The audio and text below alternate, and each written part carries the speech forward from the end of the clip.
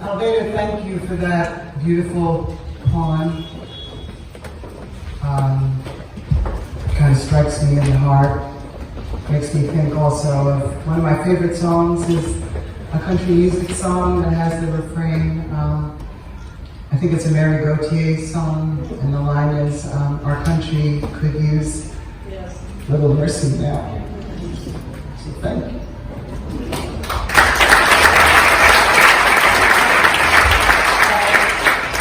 I had a few thoughts I wanted to share on the occasion of this wonderful gathering where we're working so hard to make independent voters visible and powerful. It's what we do all the time, and look for different ways to do that. And I was thinking about this episode, incident, or the news story that played out over the course of this week, which I'm sure many of you paid attention to, which was this conflict or this fight between Hillary Clinton and Congresswoman Tulsi Gabbard. So Hillary Clinton went on a podcast. Go on a podcast? Or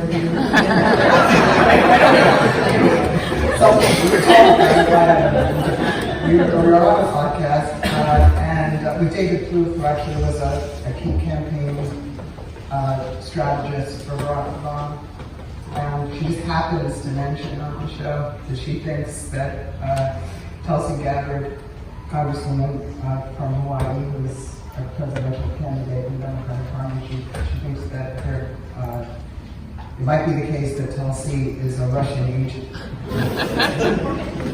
And the evidence for this apparently is that Congresswoman Gabbard has gone on RT, Russian television, and been interviewed on this show. Now, just full disclosure, I've gone on RT. I don't know. But anyway, yeah, so in addition to that casual charge, which Hillary just sort of seemingly happened to mention on this podcast, she also said, but worse than that, Congresswoman Gabbard may be thinking about running as an independent, and she's doing that at the behest of the Republicans. So, as you know, there's like a lot of coverage about this, and Congresswoman Gabbard made a very strong statement in response and focused largely on the issue of foreign policy and criticized both Mrs. Clinton and also the Democratic Party for having pursued aggressive warmongering policies internationally, with which Congresswoman Gabbard strongly disagrees, of course, as many of us do. Anyway, so I was following all this, but I realized as I was watching all of it that it seemed strangely familiar to me. And so I started to think more about that. And I realized, this is not some big, huge insight or something, but I realized that there is this Clintonian strategy, which you could call kneecapping. And by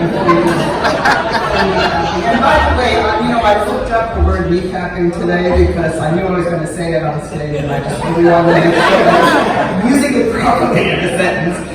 And so kneecapping actually is when you shoot someone in the knee, like shoot them in the knee, for malicious purposes.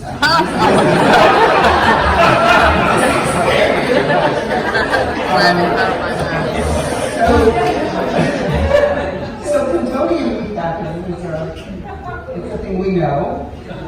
We've seen it happen in numerous ways. But when I was thinking about the particular dynamic with Congresswoman Gabbard, I realized, okay, there's a pattern, particular pattern. And what the pattern consists of is an attack on a woman of color, often as a way to get to somebody or something else. And at root, it's an attack on independent politics. And that's why this had seemed familiar to me. Now, people in this room, you're political people, you've been politically active for a long time, so you've seen some of these kinds of things play out. Like a famous example was the Bill Clinton, of course, in 1992, when he was running for president. He had just clinched the Democratic nomination. And he came to the Rainbow Coalition event at the invitation of Reverend Jesse Jackson to speak. And Reverend Jackson, of course, who had run in 84 and 88 and declined to run in 92, and made the stage of the Rainbow Coalition event an open platform for the newly anointed nominee to come and address the Rainbow Coalition. And Bill Clinton gets up on stage and launches an attack on a young hip-hop artist at the time, went by the name Sister Soldier. And basically said to the Rainbow Coalition folks and to Reverend Jackson, well, you need to repudiate her, and you have to indicate that this is not a place that she is allowed to be. She had made some statements 2 months previously, which, by the way, Clinton had not commented on previously, statements that I think had to do with a certain way of talking about the desperation and and in some ways self-destructive things that went on in the African American community, and thinking about ways to re-examine that.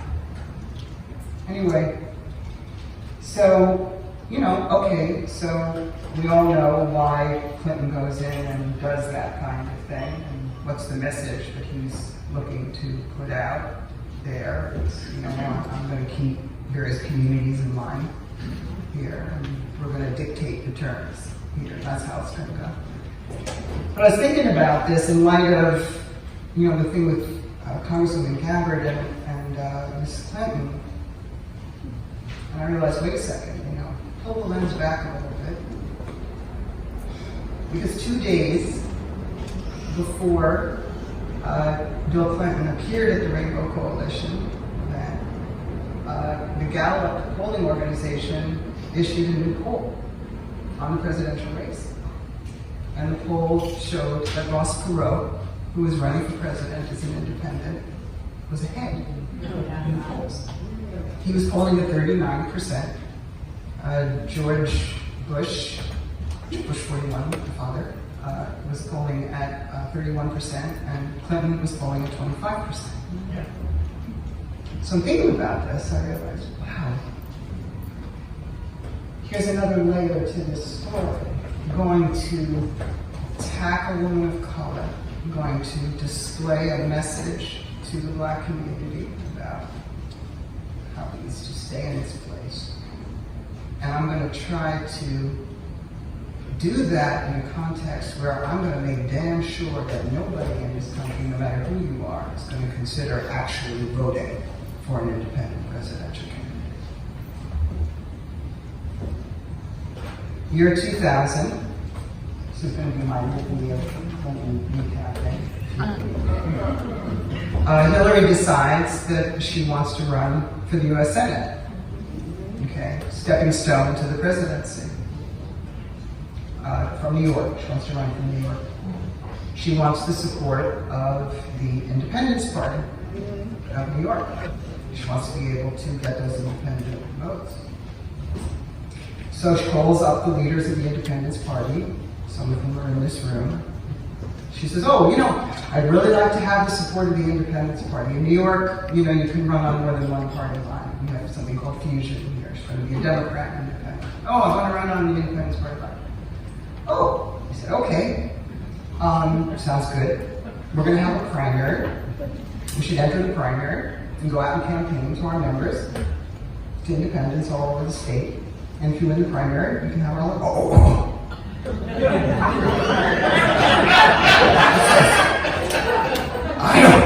I'm not going to run in a primary. I want you to give me the line.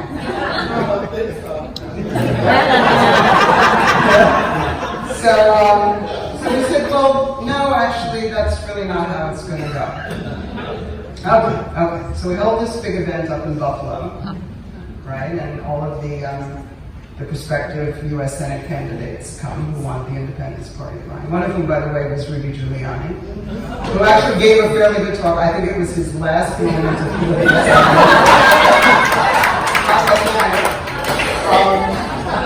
and we were there. But then it's Hillary's turn, and Hillary comes up to the microphone.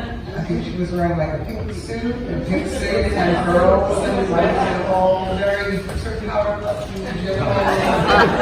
kind of day. And she kneecaps us. How does she do it? She says, "Oh, I'm here, but I don't want your line. I don't want your line because you have unsavory people in your party."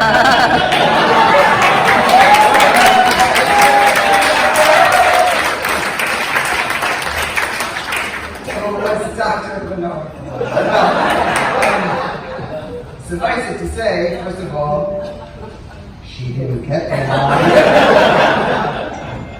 There was actually really a very huge outcry against her making this play. Reverend Sharpton was one of the people who spoke out against this, and many people from many different walks of life spoke out against this and said, when have you ever heard of a candidate trying to dictate to a party whose support you want, how they're supposed to run their business? It was like really just unheard of. So I share these stories with you.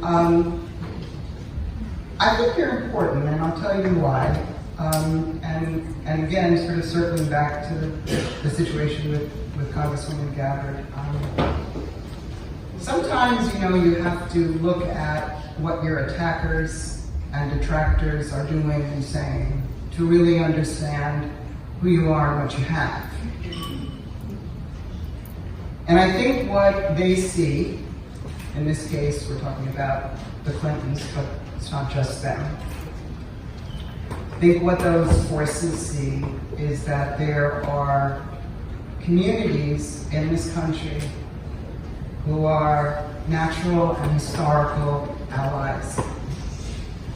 There are communities in this country, the communities of color, and the community of independent voters, for whom the system was not built, and who have a vested and historical need to change that system. And if those communities were to come together, that is something that the parties, the Clintons, the power brokers, could not control. What we believe at independent voting, and what we work hard to do every day in every part of the country and in every way that we can, is to fortify that relationship, is to bring those communities together, to create tools and mechanisms and tactics and partnerships and ways to empower that relationship, because that is how our country is going to change. So tonight's gathering is a wonderful opportunity to celebrate. I want to extend my personal congratulations to the wonderful awardees. Katie, it's so great to have you here. And so inspired by your energy and your brilliance and your courage. And Adrian, who you'll meet shortly, what a wonderfully courageous person you are. Just have the deepest respect for you. For Jean, and for the cabinet that led this campaign. Thank you so much for what you've done and what you will continue to do.